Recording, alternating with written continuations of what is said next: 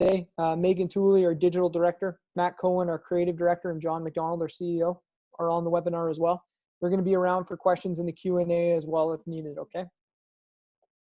You guys might notice, if anybody can't see me on video, I dropped like 7 pounds since that video in the top left corner, 7 or 8 pounds. So if you can't see me, just imagine me just a little bit leaner than that picture is, okay?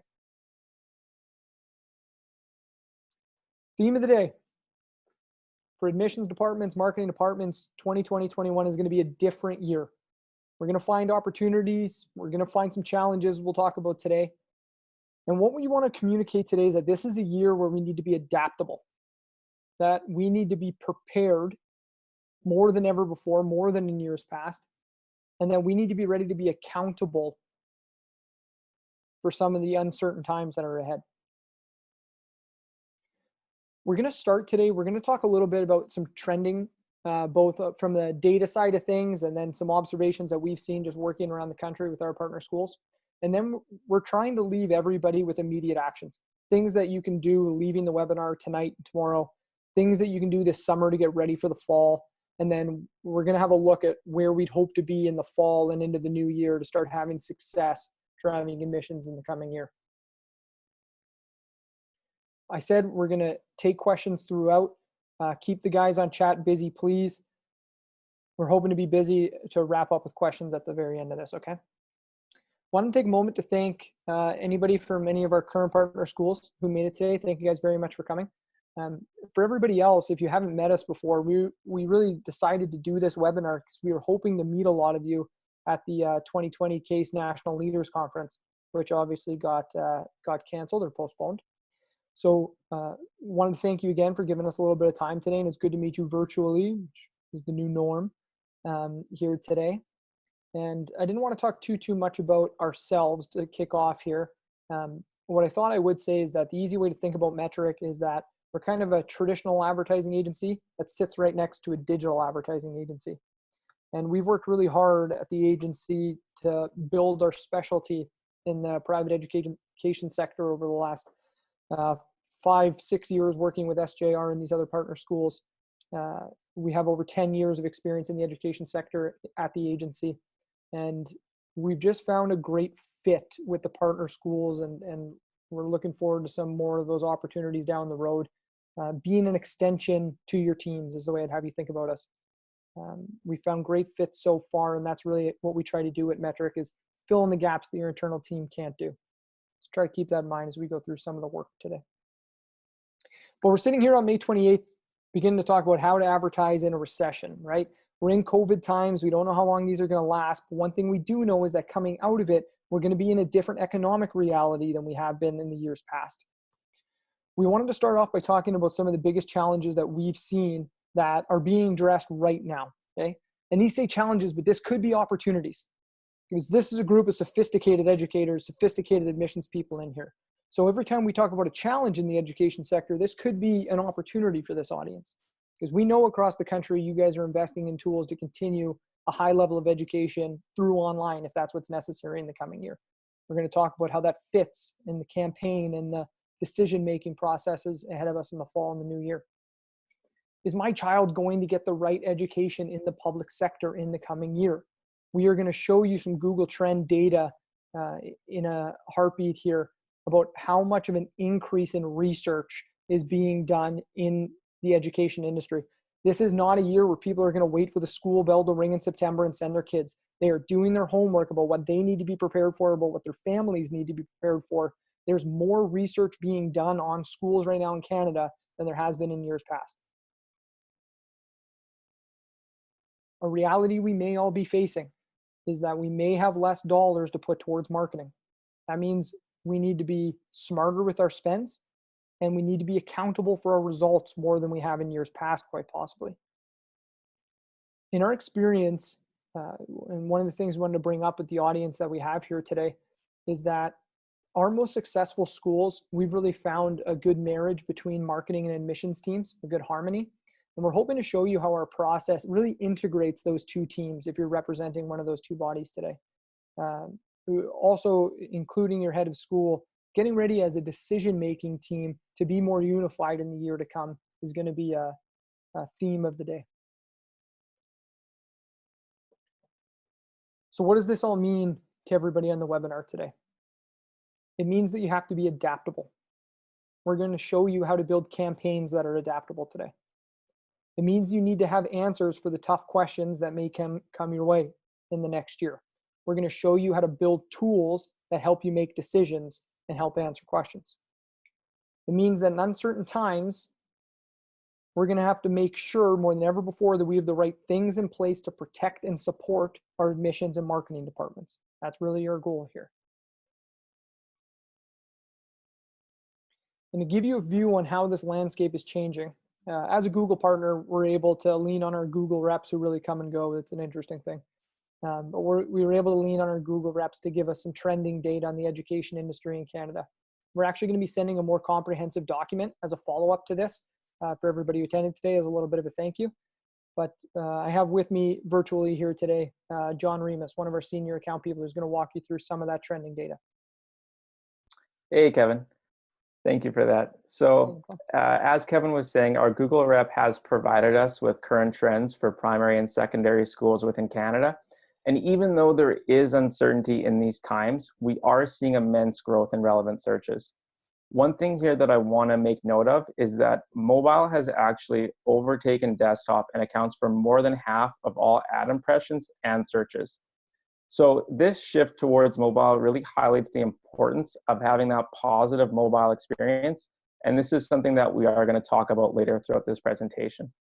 Lastly here, I do just want to highlight the search term online learning saw a 100% increase in searches month over month. Moving forward here, we are seeing an increased growth in relevant search terms. And one thing that I just want to make note of is that education is not a new industry, and yet overall search growth increased by 7%. Again, a few key facts here. If you look at this blue line, that's mobile. Mobile accounted for 54% of all searches and saw a quarter growth of 24%, which is a massive increase.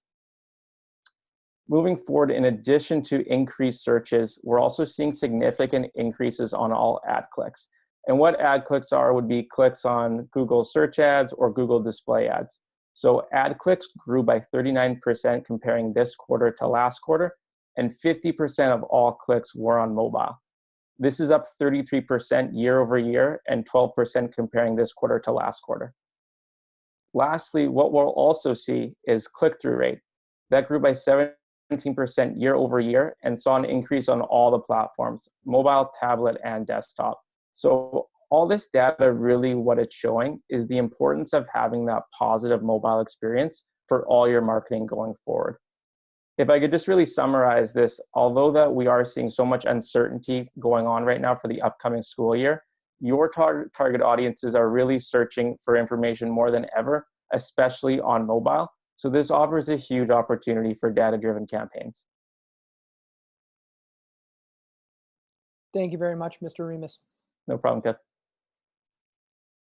Growth. That's what those trending numbers are showing us across different technologies, across different advertising platforms. We are seeing growth in people doing their homework in the education sector, which gives us the opportunity to be there, to be the people who are answering those questions if we can get our ducks in a row. So now we're going to get into some of the actionable pieces that people can take away from today. We're going to start by talking about communicating results, not just numbers, but results. Making sure that we have answers in place instead of just providing data that begs for more questions, which some of us might have experienced in the past. We need to take the question mark out of this statement. If you have one takeaway from today, if you do one thing tonight or after this webinar, it's to start the process of making sure that you have the answers for tough questions rooted in data and analytics. Heads of school are going to be asking about admissions numbers, good or bad. Where are we at? How are we looking? Controllers are going to be looking at budgets, looking at places to trim, looking for accountability. And boards are going to be looking at the decision makers at our schools and asking us what the future holds. If you have the right data for those questions, you'll have the answers. So how do we have those answers? You need to build a measurement plan. You need to have a measurement plan in place before you head into unknown waters and run a campaign this fall. This is a researchable term, measurement planning. This is not something that we created. You'll see a lot of Google writing about it. And building a measurement plan, the key for this group is that this needs to be a collaborative exercise. At Metric, we have access to hundreds of analytics accounts. And anytime that we see an analytic account for the first time, we almost always see one of two things: that the outcomes, the goals that people are actually tracking in analytics are either A, set up by a tech person, so the things that are tracking don't exactly matter to all our decision makers, or number two, we're not tracking outcomes at all. We're actually just relying on key performance indicators, as I'll talk about in a second. So we build a measurement plan to customize analytics for the needs of your school. Okay? It's a 4-step process, and it starts by taking the technical jargon out of analytics. Start with business objectives. I'm going to show you an example measurement plan here. This is an example. This is not one we've done before. And don't get overwhelmed by what's on the screen here. This is what it takes to get organized, okay? Your head of school needs to sign off on your measurement plan. Anybody who's a decision maker in marketing and admin needs to sign off on the business objectives, making sure we didn't miss anything and making sure that we're coming back reporting on the things our decision makers care about. So understand the objectives. No techno jargon to it. If you can do that, an expert can help you support those objectives with the right trackable goals in Google Analytics. And this is the start of customizing Google Analytics to your needs. If you're on this webinar today, you probably have Google Analytics on your website. It's probably not customized to your needs, and we'll bring up a couple of reasons why that might be in a heartbeat here. But reason number one is that most people don't have a measurement plan. And it's not enough for us to build it on our own, because if we're not collaborating with our other decision makers, we're going to come back and learn about a different objective or learn about a goal that we're missing while we're already in market with a campaign. The rest of a measurement plan, after we've defined our objectives and we've related those objectives to trackable goals, is about separating out key performance indicators from those outcomes. Too many organizations, too many schools actually rely on key performance indicators and then stop and try to make decisions on them. The best instance of this is, well, I think things are going well because website traffic is up. That's good, but that doesn't mean success for your school. It doesn't mean success for your admissions department. It's a key performance indicator on the way to that success. Same thing with those trackable metrics below. They need to be separated out in a form that we know if these metrics are increasing, if we're seeing these key performance indicators going up, then we should be achieving our goals. And if we're not, here's the key: with an uncertain year ahead of us, we're going to know where our gaps are. Okay, we're going to be able to explain, this is what we thought we were going to see in our campaign, and this is what we're adapting to. This is a challenge we're trying to overcome.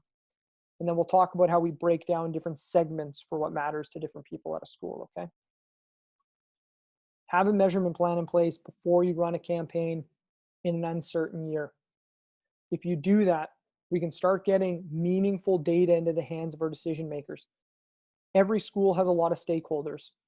Current families and current students is a great example. There's going to be people who care about mostly the content that our students and our parents are engaging with on our website. We just need to get that data organized from admissions and marketing and business hard analytics, from other analytics that matter to other stakeholders at the school. I mentioned a lot of you are not going to have Google Analytics customized, but you will have it on your site. One of the main reasons why is the technologies that we all use across the country, Blackbaud being a big one, in the past had not worked well with Google Analytics. We've had a lot of success over the last 2 years using Google Tag Manager for anybody who's technical here, but we've had a lot more success with Google Analytics and Blackbaud in the last 2 years. So we're at a great place to do this if you haven't done it in the past. Once we built a measurement plan, we can start customizing the outcomes that we measure. Okay, the goals that you see in the right-hand corner of that screen moving down here should make sense to everybody who's a decision maker in marketing and admissions.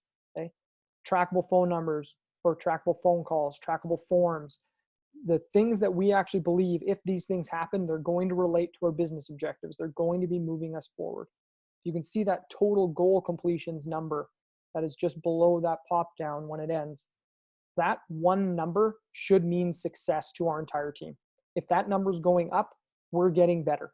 Everything else is a key performance indicator or measurable on our way to total goal completions increasing. And that's where my point comes in about hard business analytics that really we want to own in our marketing and admissions departments. versus something like website performance that is still important. It just doesn't belong in that one number of success. That's where custom dashboards come in. That's what you're seeing on the screen here. You should all have a set of custom dashboards based on your objectives or based on different stakeholders and what they care about. If a technical person did set up your conversion goals in analytics, they weren't wrong in the things they track. They're probably tracking them because they care about them. We just have to make a separation between what's important to decision makers and what's important to other stakeholders. The micro conversions, as we call them, or events that we're tracking outside of those hard business analytics, that's what we want to get in our dashboards here, okay? Build a measurement plan. We can make sure we're tracking the right things. We can collaborate with the other decision makers in our school, and we can get the right information to the right people using custom dashboards.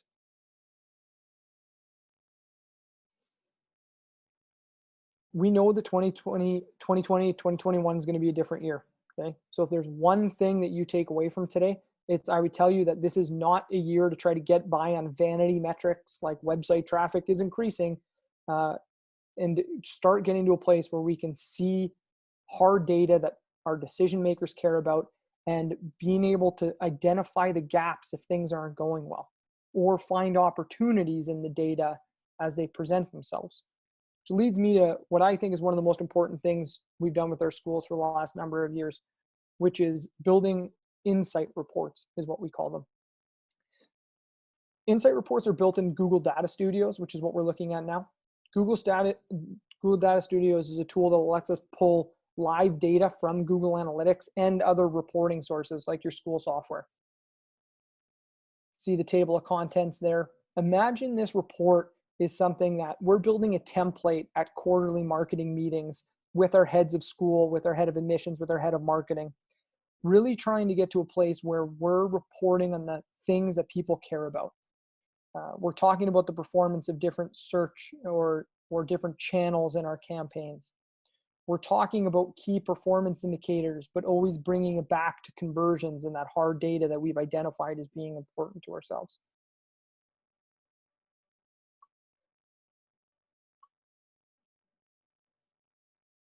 You can see on the right-hand side, every one of these slides, comments. One of the most important things I think we're doing with insight reporting these days is trying to take the idea of spitting numbers and reporting and changing it to writing about the numbers, presenting opportunities, presenting challenges, to try to say, this is the data, but therefore, this is a challenge we need to overcome, or this is an opportunity that we're seeing.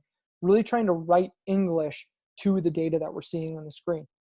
This page that we're on here is a great example. We've spent a lot of time in the last few years. Imagine this being with board of director, or even if it's a head of school who's not very familiar with marketing. We still have that idea a lot of the times in marketing tables that paid search is good and social media maybe isn't as good, or email marketing is really good and display advertising is not as good. This page you're looking at here works to explain how all those channels work together to get people to do what we want them to do. If we want to drive higher admissions, it's about having the right mix in place, not doing one thing well or not doing a certain tactic. Attribution modeling is the geeky term we have for it. But we can talk about how different ads are performing against each other, different messaging, different channels, different creative. Break down a new medium like YouTube maybe for the first time and really explain where its place in our campaign is, as we'll talk about as we go. Great point there with social as well, as we look at some of those results.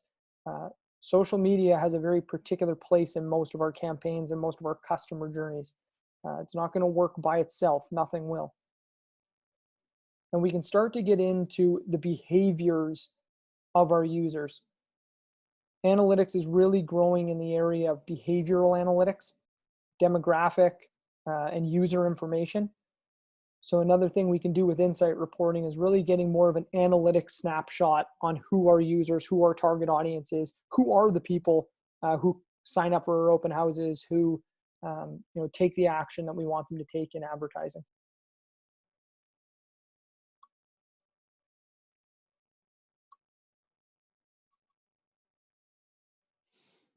If there's one thing you take away from today, if there was one action, I would say that this is a year to get your data in order. It's more possible than ever before with the technologies that are out there. And good or bad, we can start to present data to have answers for tough questions or to find opportunities to have success for the next year in insight reporting. Where should we be in the fall? If you don't build it, you can't test it. I'm going to invite Dan Yorsh in here, who's the account executive who works with SJR. We've been really pleased and really honored to work with SJR for a little over half a decade here. And Dan's going to walk you through, we just talked about getting the data in order. Dan's going to show you what some of the results can be or what we can expect if we take those steps and move to a campaign. Thank you, Kevin. I'll keep the data conversation going here. So here's some creative some of you may be familiar with. This is creative metric developed for SJR for the 2016 and 2017 recruitment season. Campaign creative focused on displaying students passionate about education and extracurricular activities. It's easy to spot a future student. What we noticed from the data during the 2016 recruitment season was that the better performing ads included students looking directly into the camera, which is why we optimized the campaign in 2017 to only include creative that had students looking into the camera. We also made sure that landing pages were optimized for mobile, tablet, and desktop view, as mentioned before by Jonathan, about the value of making sure that people have a good user experience on mobile as well as desktop. With the data that we gathered during the 2016 and 2017 recruitment season, we were able to apply our findings to the new 2018 recruitment campaign shown here, Turn Learners into Leaders. For the 2018 recruitment campaign, we used actual SJR students by having SJR's marketing team conduct a casting call. Let's just say some parents were not happy their kids didn't make the cut. We reintroduced YouTube bumper videos because of their positive performance in previous recruitment campaign periods. So the big question, did data help drive success? Well, I would say so. If we look to the slide here, starting from the left, with having great data, we were able to achieve great numbers, which are shown here. So our attendees to the open house increased by 113%. Our conversions, which is calls to admissions that we were able to track through tracking software via phone numbers, emails to admissions, form submissions, increased by 119%. Our cost per acquisition decreased by 17%, which is allowed us, because we had such great data for SJR, we were able to find out when a parent would convert or a prospective parent would convert. So if we found out that the age group of 35 to 45 converted on a Tuesday at 7 p.m., we were able to adjust our bid structure to make sure that we were targeting parents, prospective parents, at that specific time. Also, a vanity metric here as well. Our impressions increased by 66% from 2017 to 2018. What we did here wasn't a trick. This all happened because we had great data in place to make great marketing decisions year over year. So I will be back to talk to you guys about STS and about what they're doing during these uncertain times. So back to you, Kev. Thanks very much, Dan. There's one thing that I could just echo that Dan said at the end there. We use that 2-year period, number one, because we want to be careful about what we show a little bit, and that's been out there for some time. But like Dan said, this is not some trick that we have that works for private schools. It's not like YouTube bumper ads are the secret to success. What we did is in year one, we took an analytic approach and really filled some gaps that SJR had not done in the past. We'll talk about how we learn those things through a customer journey and through analytics, as we discussed earlier. And then in year two, we were the first people to ever have a year worth of meaningful data to make decisions on. And that's where you saw that big jump there.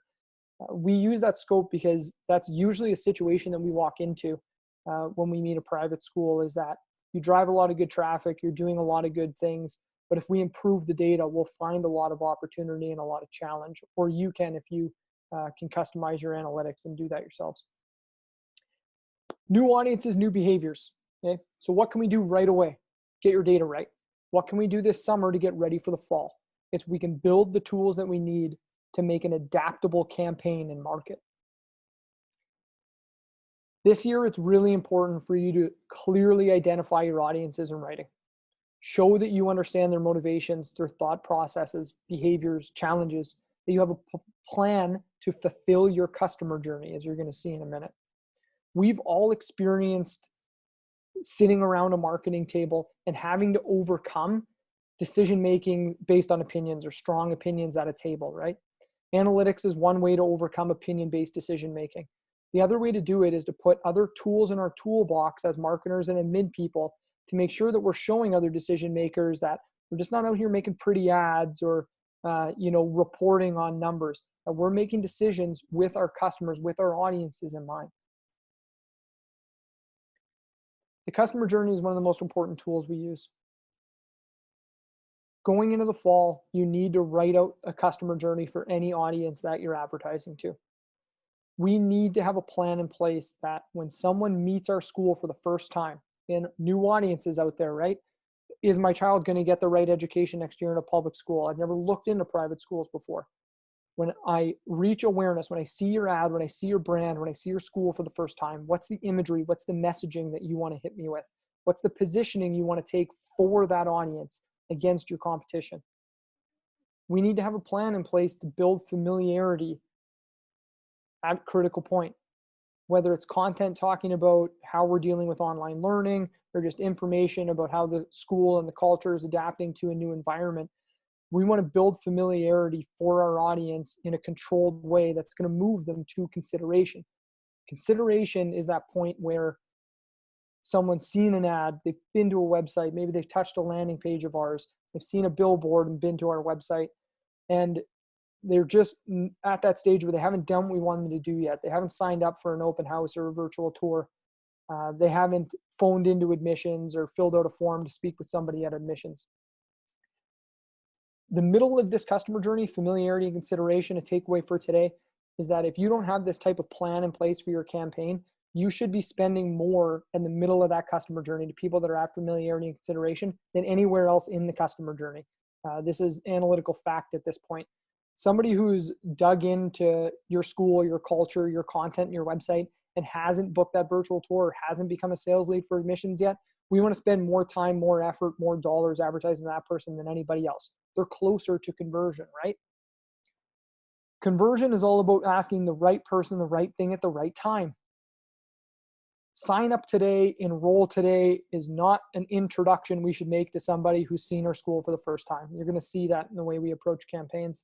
And then we're going to walk you through an example for loyalty as it relates to email shortly here. We've written out a customer journey. Now, how to actually get this into a campaign that's in market?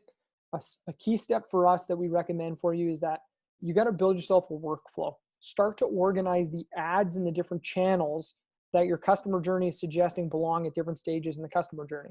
Okay? Are you going to use display advertising for awareness? Is social media going to be a tool for awareness, or is it actually going to build familiarity by retargeting an audience who's already seen an ad somewhere else? These things can get complex, but before we actually get into ad creation, it's an important step to just organize the ads and the channels in a workflow like this. When we take the next step, we're going to start making ads here. And it's where we make the point that before we can get to what type of ads need to be in the marketplace to actually making ads, this summer, if you have the time, it's time to get our house in order as far as our brand. Brand consistency with as many ads that we actually put in place for a campaign these days, brand consistency is getting harder than ever if the brand isn't built to be that tool that can guide every ad, guide every piece of website content, guide every landing page that needs to be built. Most of us have identity guides or visual brand guides at our disposal. It'd be almost impossible to run a school without one. But we're big believers in the written communication portion of a brand too.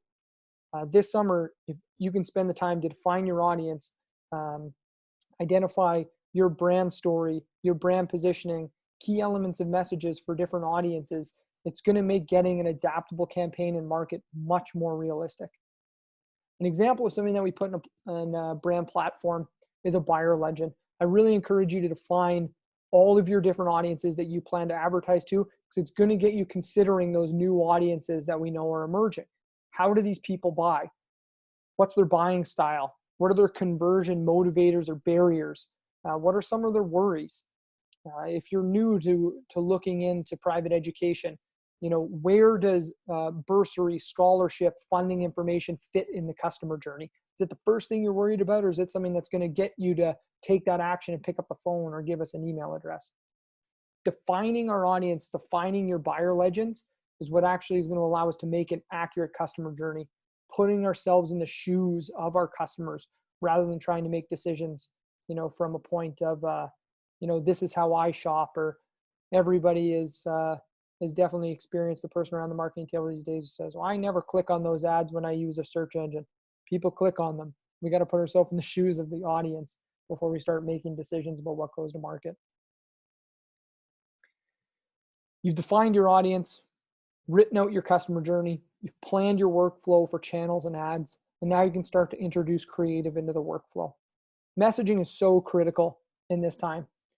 I know the copy is a little small here, but HSC has done a really thoughtful job. Really credit to both teams here in their campaign about inviting somebody to learn more. Done a great job with open houses at the right time in the customer journey, not having that hard ask right away, right? And then getting to a point where we're asking people to register, and we're trying to drive those admissions and apply now at the right time of the year. HSC has been a great partner. They've just beautiful milestones to build a campaign around, as many schools do. And we started to see success with this type of approach.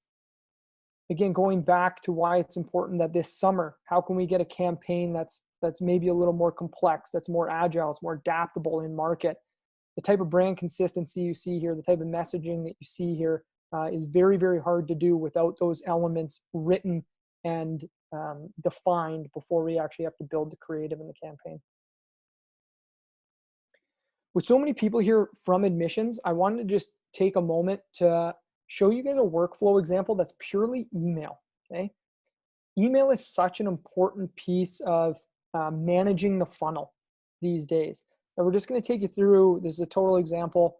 This is not something we built for an actual one of our clients, which is a theme of today, by the way. We really tried to protect everyone's data as much as we could. But intake, okay? If I can get an email address early in what is a long customer journey, I'm looking at where to send my kids to school, maybe for the first time next year. If I can get an email address, I can start to make that more personal connection in administration, right? In admin. A lot of email these days is about lead nurturing. So I've gotten somebody signed up for an open house, but that open house happened in September or October, November, December, and I'm not actually driving enrollment until March or February. Email automation, if we can organize the lists using a workflow like this way and organize the technologies using a workflow this way, we can make our lives way easier in managing that funnel and admissions. All the different colors you see here are actually a different technology at play. So right now, many of your lives are probably like this. You use MailChimp or Constant Contact for certain email needs. You use the school software that you have for current students, current families. And you may even have a third piece of technology in place for loyalty, for past admission leads, or for fundraising. The same thought process to how we organize a campaign, how we're organizing ads can be used strictly for email. And it can really help you be more personal throughout a long customer journey of choosing a school for your family. And it can also just make our lives easier for admissions because we can get organized with different lists, different content for these different audiences, and the different technologies that are at play. So I hope you guys got some value out of that example. If you don't build it, you can't test it. So I'm going to invite back Dan Yorsh here to talk about some of the work that we've done with STS over the last year and talk about really some of the relevant reactions or adaptions that both teams have done a great job of getting into market. Thank you, Kev, and hello again. So this is an assortment of ads that were developed over the last year in collaboration with STS. Here we can see from the left search ads to the right bottom display ads. I'll start at the top left here. Each of our search ads are built off of data and keyword research relevant to the education industry.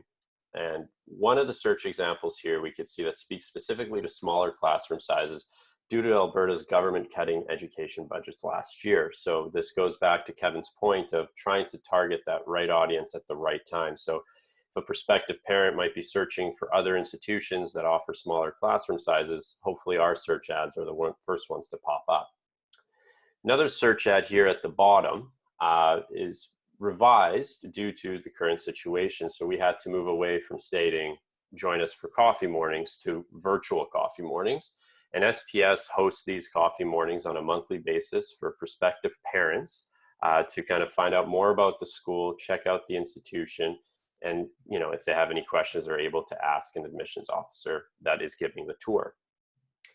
If we move to the right, we look at email. So if anyone that is a prospective parent or anyone that's interested in signing up for the newsletter would sign up on there's an option to join in the landing pages or on the website, and there would be an automated stream of emails that would come through. So the first email they would get would be STS would provide additional information to take them kind of to the next step. The second email would familiarize the parent with STS's values, co-curricular activities, outdoor education, and academic programs. Then a couple days later, they would get the third email, which would share success stories and highlight recent events for parents that they could relate to more and learn more about STS student life. And then that fourth email that comes in a couple days later, following the third email, would just give that extra push towards getting that parent to take that next action towards enrollment. On the bottom left, we could see social ads that we've built out for STS utilizing their existing campaign platform, Say Yes to STS. We could see the first ad for Facebook ads, the second ad for Instagram stories, and then the third ad is Facebook feed ads. And finally, display ads. So we could see here that we've developed a few display ads specifically to the times. So the last one here to the right that says Say Yes to the Future was the first kind of coffee morning ad to get people to sign up, prospective parents to sign up. And then we had to revise it due to the current situation to move it to virtual coffee mornings with having parents behind a computer screen with their kid. And the first display ad here with the girl on the whiteboard, we ran ads to kind of get people or prospective parents to move towards the uncertain times landing page, which would showcase what STS is currently doing in the current environment, which will be shown on the next slide.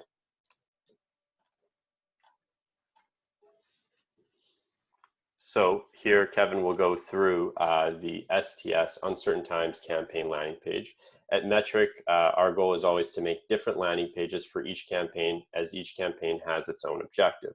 The landing page here highlights STS's rapid online learning platform, which is the Google Classroom, virtual tour signups, an STS tour video for parents to check out the campus, and parent testimonials about the rapid learning platform. And finally, a call to action to STS's newsletters, which we discussed earlier. And that's all I have. I'll pass it back to Kevin to wrap it up. Yeah, thanks very much, Dan.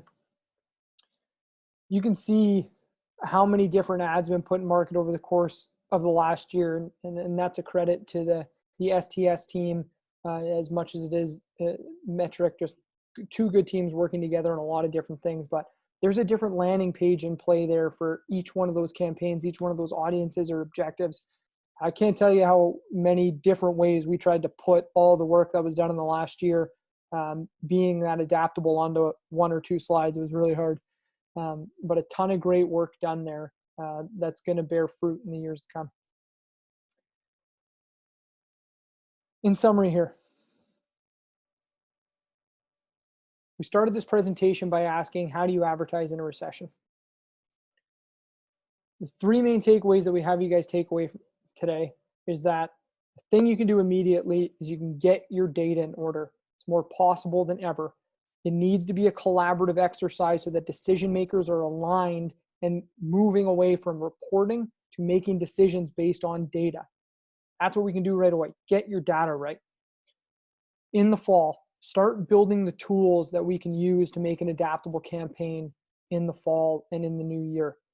All of that work you just saw for STS all of the data that came out of the work with SJR, that workflow, which has even more to it than you saw today, that was built for HSC. Those things can't happen without those tools at our disposal to make those decisions on. It's not just about making a bunch of ads. It's about fulfilling customer journeys, understanding audiences, and then building out campaigns that are testable and reactable when they get in market. And that's where we want to be in the fall. We want to be able to deliver the right message at the right time in front of the right audience.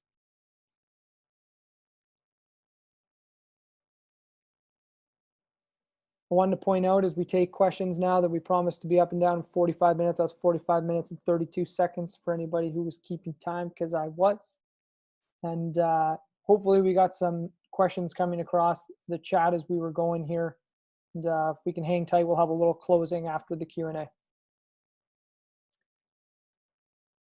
I got question 1 here. What if I use Adobe Analytics or Blackbaud? Do I still need Google Analytics? My answer to that question would be yes. They work together. They do different things.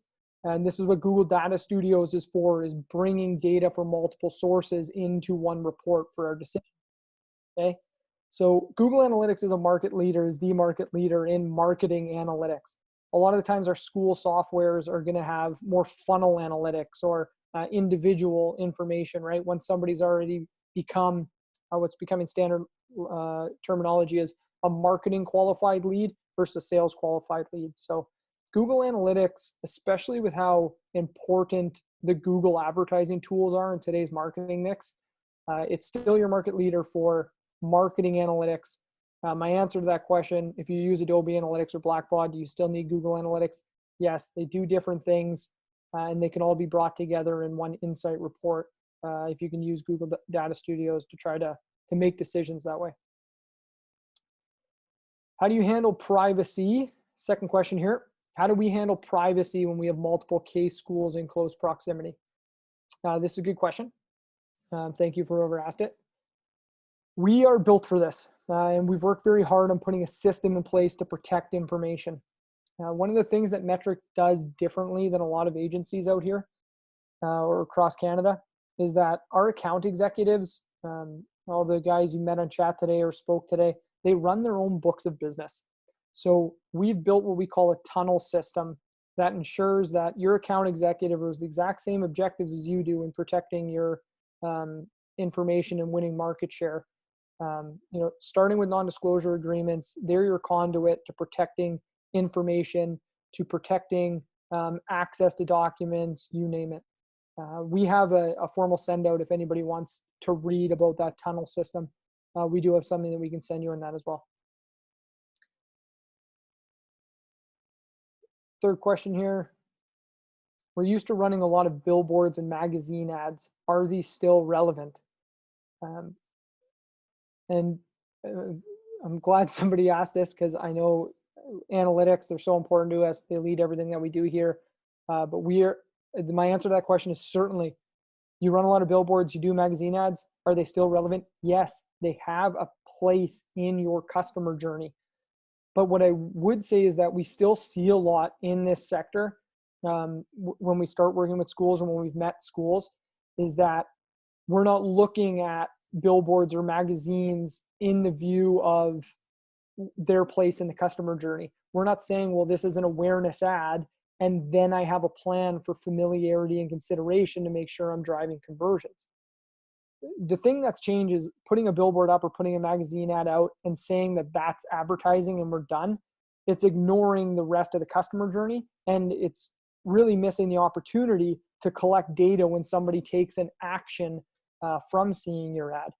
We want billboards out in market so that when someone makes that first search, as we saw in that Google trend data for the first time, we're going to have that brand presence and that brand positioning that we built up in that traditional media, when they see that list of schools in Google search, right? We got to make sure we're there on Google search, and then we got to make sure we're there in Google display and we stay in front of that person. But certainly traditional media, billboards, magazine ads still have their place in the customer journey. Fellas, do we have any more questions from the chat today? You covered mine, Kev. Thank you very much. Yeah, I think everything's been answered. Great work. Thank you very much. Thank you for everybody who did ask questions. We'll close out here just by thanking you all again from everybody at Metric, everybody on the accounts team. If there's one takeaway from today, it's that this uncertain year ahead, whether things are going good or things are going bad, the more we can get organized, the more we can capitalize on opportunities and overcome challenges. If you're up, if you're down, we want to be in a position where we know why. We can identify the gaps and we can reinforce and be accountable for the decisions that we're making as we put campaigns in market. We're going to be sending out a follow-up as we promised. Okay, you guys will all get a follow-up from the accounts team from this with the content from the webinar in more of a written format after this. There is a larger Google Trend report on that landing page as well. But from all of us at Metric, from everyone on the accounts team, wanted to thank you guys again for giving us a little bit of time here. It was great to meet some of you virtually. And, you know, we hope to speak with some of you in the future, whether it's talking over an analytics meeting or just getting to know you guys about what you're planning for the fall and the new year. You know, we'd love to speak with you all soon. So thank you very much. If anybody wants to stay on and ask questions, I'm more than open to it. You know, we promise you to have us till 1 o'clock, so we'll be here. But thank you again. Thanks, Kev.